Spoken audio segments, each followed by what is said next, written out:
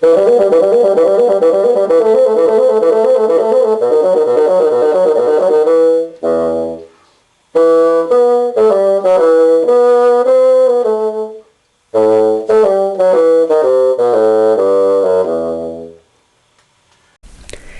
this first video, we'll be discussing articulation first by learning the components of the body and how these different portions of the body participate in articulation.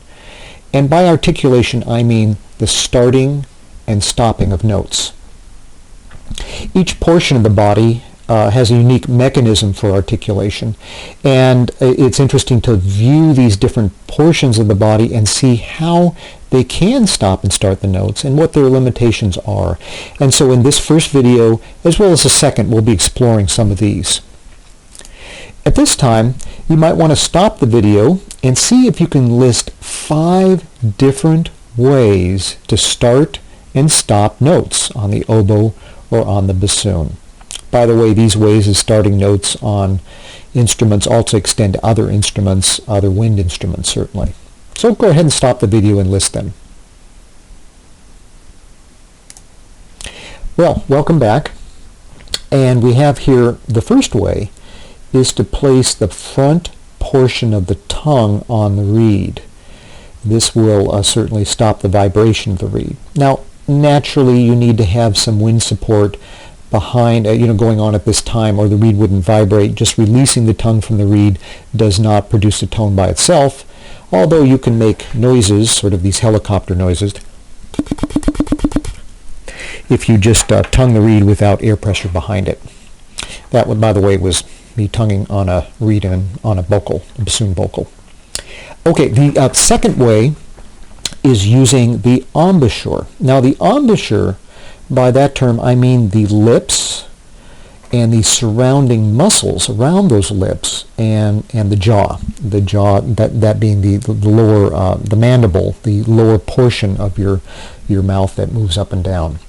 So that can change, and you can certainly stop and start the reed from vibrating just with jaw pressure or lip pressure on the reed. The third way is with your air or your breath support. Obviously, if you stop blowing, then the tone will stop as well. So that's a third way to do that. Now, the fourth way is something you might have thought about. The tongue is a very large muscle and a very long muscle, and we'll take a look at that later on in this particular video. We talked about the front portion of the tongue stopping on the reed in number 1. But if we use the middle portion of the tongue and touch it on the roof of our mouths or on the soft palate, that can also halt the air supply to the reed and thereby stop the tone. The fifth way is probably one you didn't think about, and that's using a muscle called the glottis in what is often called the glottal stop.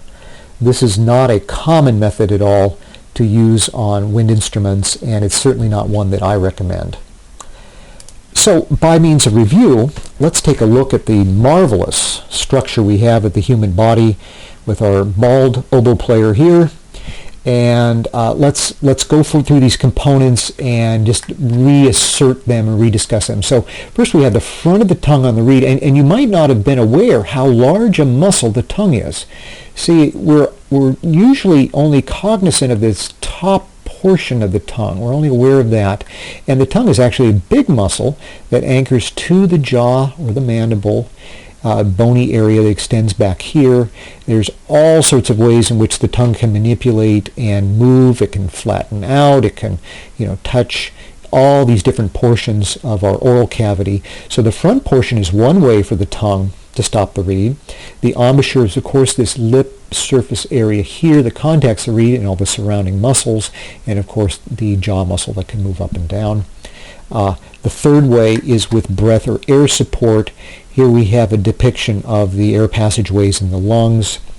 The lungs actually go through this laryngeal cavity where we have our larynx as well as the glottis, and there's an air passageway that goes up here, and then there's another passageway that leads to your stomach.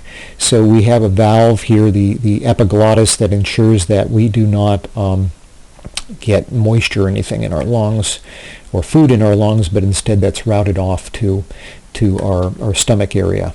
And so you've got your air here that can come up through here, so that can stop and start. This is a depiction of the diaphragm. The diaphragm contracts to bring in air. The diaphragm never blows out air. It only brings in air.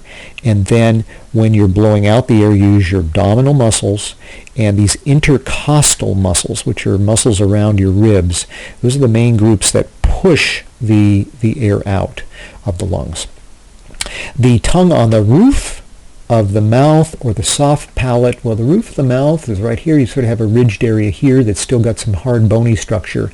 But you have a soft palate that's a mechanism that can seal itself off from the nasal cavity or can open up.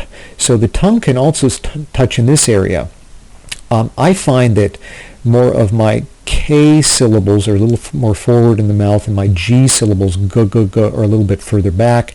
I've talked with other language speakers, and they actually find it reversed. They find their G is more forward and their K is more back in the mouth. At later videos, when we talk about double tonguing or triple tonguing, which uses this type of articulation in this area, we'll further explore the proper position in which to have the best speed and articulation for double tongue. And then last of all, the glottis. The glottis is located here in your voice box, and if you say sort of a can you hear me just going back and stopping that sound? I'm stopping it with the glottis here. There might be even a sixth area where you can stop way in the back of your tongue here, sort of a strangulation type stopping here, but I didn't list that, so we'll work with these 5 as being the answers to our little quiz here. In the next video, we will discuss further these first 3. We'll reserve number 4 for later discussions, and the glottal stop, the glottis, I do not recommend for a mechanism for stopping and starting the tone. So thank you very much for watching this video. God bless you, and I hope you will view the next one.